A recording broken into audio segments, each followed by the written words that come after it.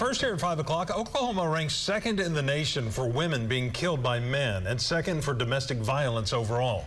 Thanks for joining us. I'm Craig Day. And I'm Lori Fulbright. The new report from the Oklahoma Domestic Violence Fatality Review Board says more than 100 people were killed because of domestic violence in each of the last 4 years. News on 6's Reagan Ledbetter is live to tell us what the board says will bring down those numbers. Reagan?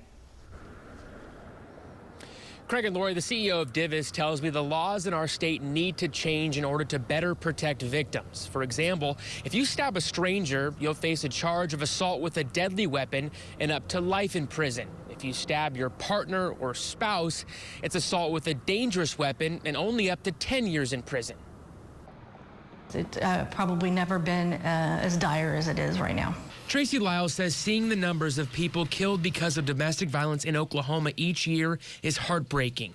Tulsa County ranks the highest in the state for domestic violence. It intersects with so many other social problems that that we have as a state, and I think we have to do better in all of those areas in order to impact the homicide rate. The Oklahoma Domestic Violence Fatality Review Board says 114 victims of domestic violence were murdered each year from 2019 to 2022. That's up from 90 victims killed a year from 2011 to 2018. The laws certainly don't help enforce that. Our state is behind domestic violence victims. I mean, those laws need to be changed. The board recommends more funding for victim services like Divis, changes to state law, and training for law enforcement and 911 dispatchers.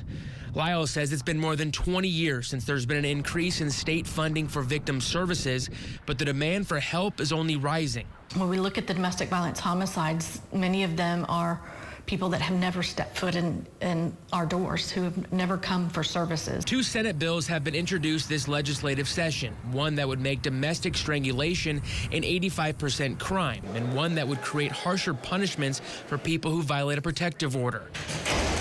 Lyle says more needs to be done to keep victims safe. We see the number of people that walk in the door here every day, and we work until we can see the last person who's come through the door. Divis says help is available 24 hours a day. If you're a victim of domestic violence or you know someone who is, you can call 918-743-5763. Live in Tulsa, Reagan Ledbetter, Oklahoma's Own News on 6.